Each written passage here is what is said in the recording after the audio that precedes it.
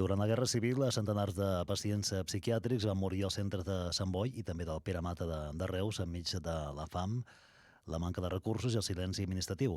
80 anys després, descendents, com el tarragoní Francesc Martínez, treballen per poder recuperar no només la memòria, també la dignitat d'aquestes persones.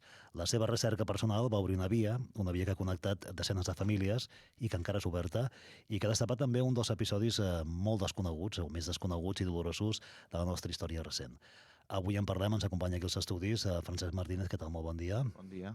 Parlem, en aquest cas, el teu cas, del besavi, Sí. el teu besavi, no?, que va estar ingressat al Pere Mata, abans de ser traslladat al psiquiàtric de Sant Boi, on va morir l'any 38, l'any 1938, Correcte. i enterrat en una fossa comuna, no? Sí, correcte. Sí. Sí, o sigui, va estar molts anys a Pere Mata, però els 2 últims mesos de vida doncs, va patir un trasllat des de Pere Mata, que s'havia tancat a l'hospital per ser un hospital de guerra, i va anar per a Sant Boi, on la situació era ja molt dramàtica, i va morir doncs, 2 mesos després. Com comença la teva recerca? Quan comences a estirar el fil? Doncs la història del meu besavi, la veritat és que havia estat una mica desconeguda a la família. Es sabia que havia mort durant la guerra, però no sabíem ben bé de què i sobretot on estava enterrat, no? I llavors, fer una mica de recerca familiar, doncs també vaig saber que havia estat ingressat al Pere Mata, que després havia estat a Sant Boi, però tot estava com no gaire lligat, no? I doncs, a partir d'aquí doncs, vaig fer una mica d'investigació, sobretot personal de la nostra família, no? El primer document que trobes, recordes quin va ser el primer document? El primer document... Però has hagut de fer molta recerca, no? Clar, en aquest cas la meva mare tenia documents de la família i vam trobar alguns documents efectivament de Sant Boi, doncs que algunes cartes, doncs alguns documents que sí, efectivament havia estat a Sant Boi, no? Hi havia un silenci, una mena de tabú també familiar, fins i tot? Costava de parlar-ne, perquè en aquella època l'estigma... O sigui, la meva generació potser ha canviat una mica, però les generacions anteriors el tema de l'estigma de la salut mental és rellevant i no és fàcil de parlar de totes aquestes coses, no? Quan te n'adones que no és un cas aïllat el del teu besavi? Doncs, clar, buscant una mica on podia estar enterrat, sobretot, ens vam posar en contacte amb l'arxiu de Sant Boi, en aquest cas, crec que és la meva mare que em va ajudar i es va posar en contacte amb l'arxiu de Sant Boi, i vam trobar això que havia estat enterrat a una fossa comú, segurament. Vam trobar quan va morir i que segurament havia estat enterrat a una fossa comú perquè ens van explicar des de l'arxiu de Sant Boi aquesta història més gran, no?, de molta mortalitat durant aquells mesos i aquells anys on va morir, i a partir d'aquí doncs, va començar a estirar una mica la història, no? Tot plegat passa en la postguerra, l'any 38, 36, 37, 38... Durant la guerra, sobretot. O sigui, de fet, hi ha un repunt molt important durant la guerra i després, a la postguerra, doncs, ja no hi ha aquesta mortalitat tan gran. Què trobes a nivell d'arxius municipals, també de registre del propi centre de Sant Boi o del Pere Mata? Trobes dificultats per accedir a la informació? T'afaciliten les coses? Ha costat una mica, la veritat. En aquest sentit, sí que l'arxiver de Sant Boi, el Carles Serret, ens va donar bastant informació del motiu de la mort, doncs, on presumptament havia estat enterrat, no? Aquest arxiver havia fet una certa recerca, però va començar a trobar coses estranyes, buscant morts de soldats va trobar aquesta mortaldat, no? I teníem poca informació, llavors sí que hem intentat aconseguir l'expedient psiquiàtric tant a Sant Boi com a Pere Mata. Ha costat una mica, és veritat que a Pere Mata finalment ens han donat l'expedient. A Sant Boi ens han dit diverses vegades que no hi ha res, ens ho han dit a moltes famílies. És curiós perquè el psiquiàtric de dones de Sant Boi, la majoria de famílies tenen informació, però el d'homes de moment està bastant tancat, no? Arrel de la investigació que està fent per part de la Generalitat, sabem que probablement hi ha informació i bé, doncs estem amb els tràmits amb Sant Joan de Déu a l'Hospital psiquiàtric de Sant Boi d'aconseguir aquesta informació que ens està costant una mica. Arran d'una entrevista, de fet unes quantes entrevistes, ens sortia una al diari Tarragona aquest cap de setmana, però també a TV3, t'han anat contactant més famílies, familiars de persones que van passar per la mateixa situació? O sigui, clar, hi ha hagut una recerca no només en el cas de les famílies, sinó hi ha hagut dins l'activisme per la salut mental hi ha hagut un interès concretament de l'associació ADEM i dels seus activistes, l'Edgar Vinyals, un interès de la història de la salut mental des d'inicis del segle XX fins als anys 80, no? I a partir d'aquesta gent que estava també investigant un seguit altres testimonis, també en el seu dia vam fer una entrevista al diari Ara, la Sila Marimón, que també ens va ajudar a conèixer més familiars, i a poc hem anat coneixent-nos més familiars, fins que també ens vam organitzar els 4 o 5 que ens coneixíem, van demanar al Carles Serret, a l'Arxiu de Sant Boi, que ens ajudés a conèixer més, no? I a poc hem anat fent com coneixent-ne més, fins que actualment doncs, coneixem unes 35 famílies. Vull dir, sabem que hi ha 5.000 morts en total en tota la Guerra Civil i de moment hem trobat 35 famílies, no? 5.000 morts, A tots els psiquiàtrics de Catalunya. Sí. Era habitual el trasllat de pacients d'un lloc a l'altre, en aquest cas del Pere Mata a Sant Boi? En aquest cas va ser concretament perquè s'ha tancat el Pere Mata. Sabem també que a Sant Boi hi havia gent d'Osca, de diferents llocs d'Espanya, hi havia convenis. O sigui, crec que els 2 centres eren bastant referents en l'època. Vull dir que hi havia gent de molts llocs diferents. Sobre les causes de la mort, perquè clar, hem dit al començament que molts morien de fam directament, és a dir, que la situació era complexa, no? Era dramàtica, vaja, per dir-ho. Sí, o sigui, clar, l'Arxiver de Sant Boi, el Carles Serret, va fer una mica d'estudis, va donar compte de que probablement la majoria que eren morts una mica estranyes, i ara s'està estudiant més per la part de la Generalitat. Estem pendents que es publiqui un estudi, però el que sabem és que sí que la majoria moria de desnutrició de gana, vaja. I això era perquè no hi havia atenció, no hi havia recursos? Hi ha alguna explicació plausible o perquè era guerra? Estem esperant. La Generalitat segurament té molts més detalls i ens els pot explicar. Nosaltres el que podem intuir o el que sabem és que, sobretot per l'estigma, i també perquè en un context de guerra, doncs, evidentment hi havia dificultats per tothom, entenem que van ser els últims de la cua, els últims de la cua, no? I que se'n va començar a oblidar i tot i que és un tema, comentava l'altre dia el Carles Serret a Sant Boi, l'enterramorts de Sant Boi no podia més, i a més sabem que aquell home estava desesperat perquè no podia enterrar més cossos, no? Vull dir que no era una cosa que es pogués oblidar fàcilment, però entre tots, en tota la societat, doncs es va arribar al pacte de, bueno, doncs, no ficar-hi remei, no? Diguéssim. Has anat descobrint coses, no? A mesura que has anat estirant el fil. Per exemple, que en alguns casos es tancava gent per inconvenient, dic entre cometes, no per inconvenient. Què volia dir això exactament? Sí, els psiquiàtrics en aquella època servien una mica, en algunes ocasions també, com de presons d'això, persones inconvenients. Sabem els casos de diverses dones que van ser tancades per massa rebels o revolucionàries, i algun dels nostres familiars tenim sospita que pot ser aquest el cas, no? Sí, persones que feien nosa, no? D'una manera o altra, no? I que... Sí, correcte. Això, dones que potser no feien prou cas al marit, o persones o que eren massa... tenien volien fer política, no sé, diferents situacions que no eren les que s'esperava, no? I per què creus que és important, Francesc, que se'n parli ara? Parlem d'unes quantes dècades, de 8 dècades després. Per què creus que és important que se'n parli ara? Jo crec que és important per les famílies, per entendre què va passar, per fer una mica de dol també, perquè el fet que moltes coses s'hagin silenciat han quedat una mica amagades, i per entendre més coses, i també jo crec que en general crec que la història s'ha d'explicar sobretot perquè no es repeteixi, no? I els drets de les persones amb problemes de salut mental ingressades en psiquiàtrics, doncs, bé, doncs, com que són persones que, el que hem dit, no?, que han sofert estigma, doncs és important que coneguem el que va passar, i de fet, com et comentava, hi ha activistes que estan mirant la història no només de la Guerra Civil, sinó fins als anys 80, perquè doncs, les condicions en centres psiquiàtrics doncs no han sigut fàcils i bé, inclús hi ha activistes igualment que diuen que les situacions actuals tampoc no ho són fàcils, no? Per tant, és important explicar tot el que ha passat, no? El més greu perquè sobretot no es repeteixi, però tot plegat, no? I una manera d'identificar aquestes persones, no? Com es deia el teu besavi? Josep. I què ha significat per tu poder recuperar la seva memòria? Doncs jo crec que ha sigut important que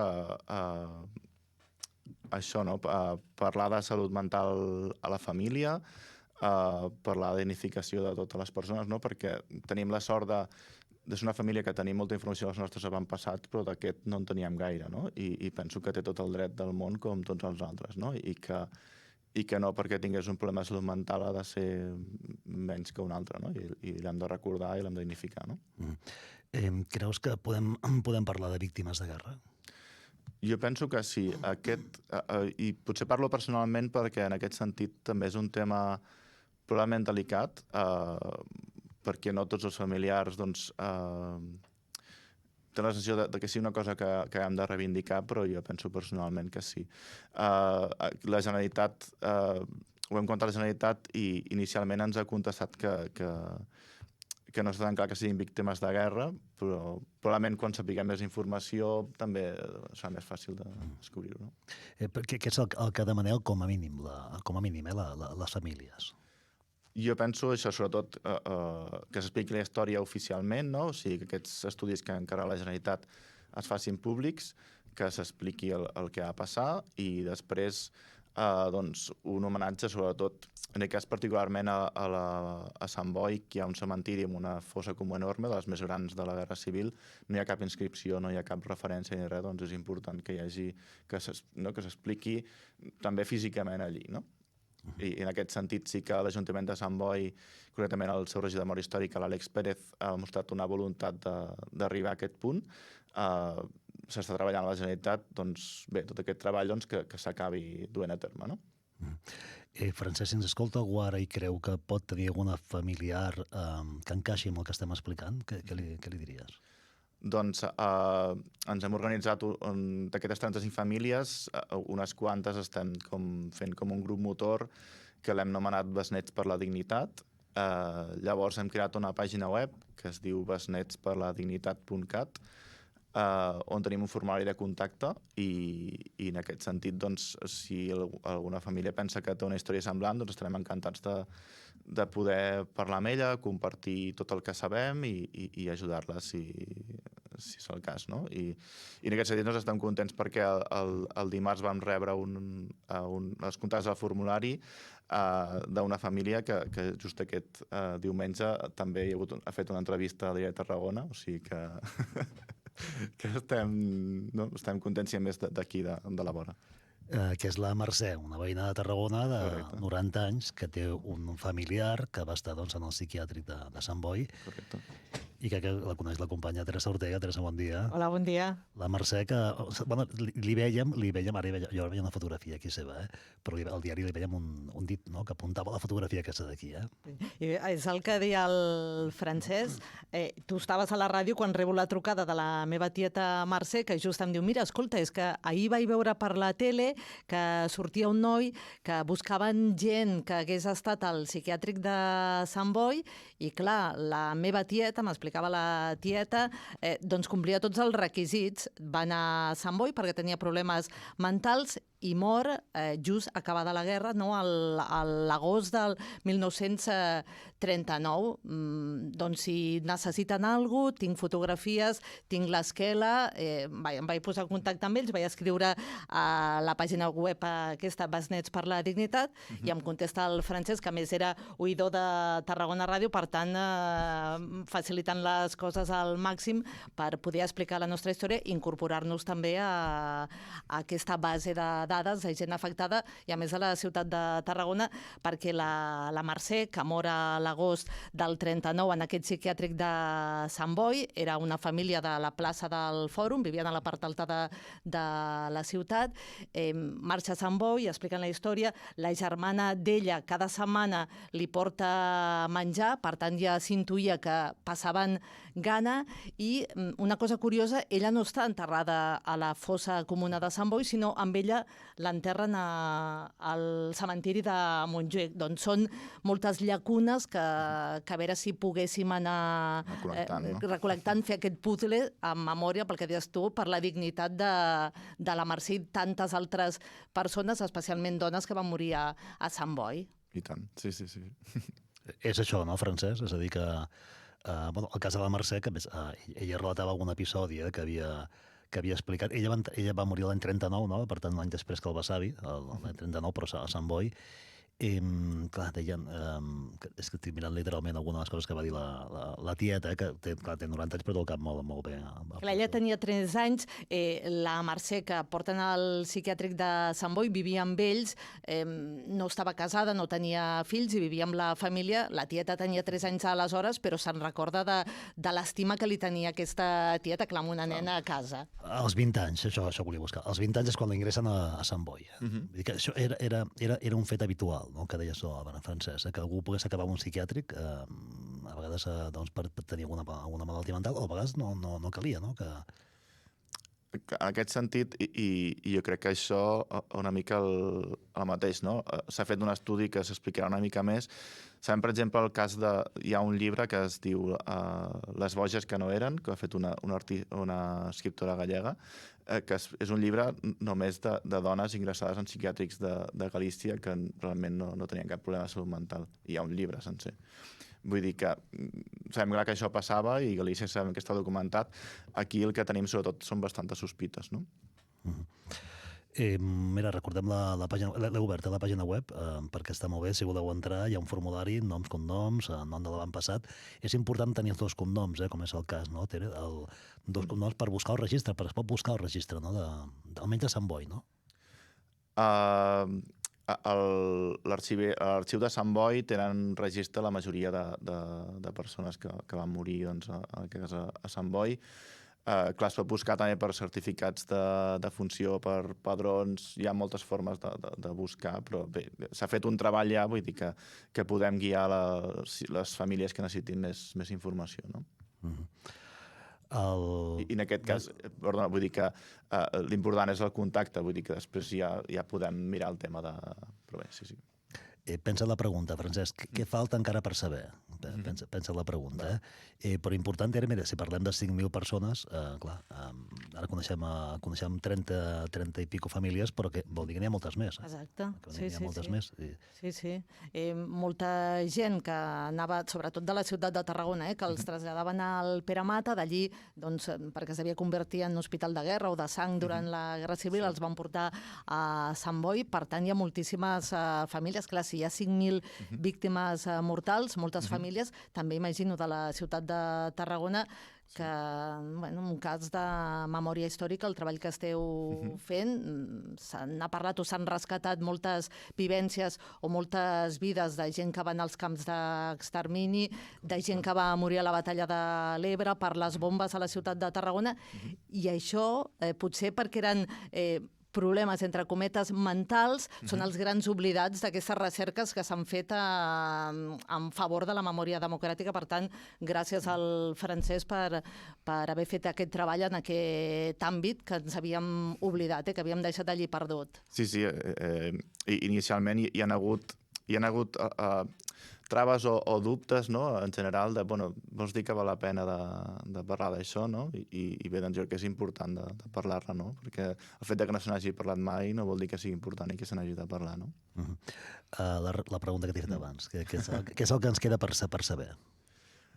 Què és el que ens queda per saber? Jo crec que segurament moltes famílies els queda per saber més informació de la seva família, no? Potser moltes famílies hem rebut algun contacte de fins fa 3 mesos no coneixia res del meu avi, no?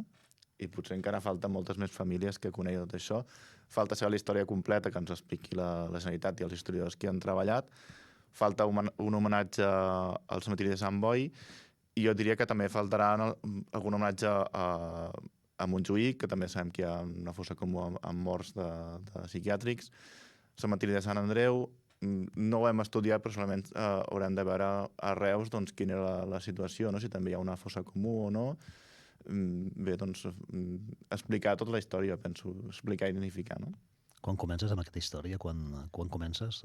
Quan comença tot per tu? Jo crec que així més intensament ho vaig mirar l'altre dia, inicis del 2022, així que ha sigut llarg el camí, però jo crec que ja penso que ara mateix hi ha la satisfacció doncs, que s'està movent, que hi ha un interès, no? I això, i en pocs dies doncs, estem fent... Ara mateix s'està fent una entrevista també a Ràdio Sant Boi, on altres companys organitzats, vull dir que també tenim altres medis que ens han posat en contacte, doncs, de totes les traves que teníem inicialment, ara que se'n vol parlar, doncs, crec que és una satisfacció, no? T'ha permès o t'està permetent tancar un episodi emocional també per tu, el recuperar la història del Besavi? Jo, per mi, soc activista en primera persona de salut mental i jo he tingut problemes de salut mental a la meva vida i he fet activista i penso que he fet també activista dins la família, no? I que bueno, també per mi era important dignificar la memòria del meu besavi perquè se n'ha de parlar de salut mental, no? Perquè si no, doncs, els que la patim, doncs, és difícil, no?, si no se'n parla. Avui n'hem parlat, Què t'agradaria que passés a partir d'ara amb aquesta història? Doncs això, com més famílies coneguin, com més gent conegui aquesta història, l'entengui, no?, perquè no és fàcil d'entendre i d'interioritzar-la i això, la dignificació d'aquestes persones, no? Fixa't que qui va viure la Guerra Civil diuen encara els que són vius que a casa no se'n parlava de molts episodis, especialment als pobles, a casa no se'n parlava. Crec que passava també una mica amb això, amb el que estem parlant avui. Tampoc no era un tema que se'n parlés a casa, que sempre hi havia com una mena d'ombra per allà. Jo tinc diaris de guerra d'algun dels meus familiars i no s'explica en cap moment aquesta història, no? Vull dir que era complex. Doncs avui l'hem explicat, besnetsperladignitat.cat. Entreu aquí i veureu doncs, que es busca aquest període entre l'any 36 i l'any 39, les més de 5.000 persones que van morir en centres psiquiàtrics de nivell de Catalunya. Clar, parlem dels dos més importants, que eren Sant Boi i Peramata, però evidentment n'hi havia més, no? Sí, Sant Andreu... n'hi ha diferents, sí. Salt, n'hi ha diferents, sí. I també altres centres que més petits que van anar derivant altres pacients, sí. Centres on no sé si passava en aquests casos a nivell de la Guerra Civil, però abans, i feia referència també doncs, al final del segle passat, de l'anterior, per tant del 1890, recordem una mica més, 1800, en aquests centres hi havia persones esquizofrèniques, persones epilèptiques, és a dir, tot un revolutum, no? Sí, síndrome de Down també, sabem també que durant la guerra hi havia persones amb síndrome de Down, vull dir que sí, era un conjunt una mica això, no?, de persones que en aquell moment no encaixaven a la societat per diferents motius, no? I tots encapsulats en un problema de salut mental que potser no era tal, no? Tere, algun comentari? Històries que s'han de conèixer, no? Que en definitiva és això, i la feina nostra és aquesta, posar micròfons, no?, i que s'expliquin, no? Sí, reiterar l'agraïment perquè gràcies a aquestes iniciatives o gent que intenta treballar i destapar aquestes injustícies que ens ha deixat la història, doncs moltes famílies podem tancar el cercle o retre homenatge o recordar o posar nom a aquestes desgràcies que moltes famílies van viure. Avui has vingut acompanyat, per cert, no cal que diguem el nom, però vaja, has vingut ben acompanyat, vull dir que també a totes les famílies que donen suport, que està al voltant també, des d'aquí tot el nostre record, també a la Mercè. A la Mercè també, sí. I gràcies a la Tere també per tota la feina en aquests pocs dies. Sí, fent una mica de portaveu, Genial. Doncs qualsevol cosa, això és casa teva. Gràcies per acompanyar-nos avui, Francesc Martínez i Caixi Sort, que tingui recorregut. I recordeu, el lloc web, besnetsperladignitat.cat. Correcte. Gràcies, que vagi bé. A vosaltres. Teresa, fins ara. Fins ara.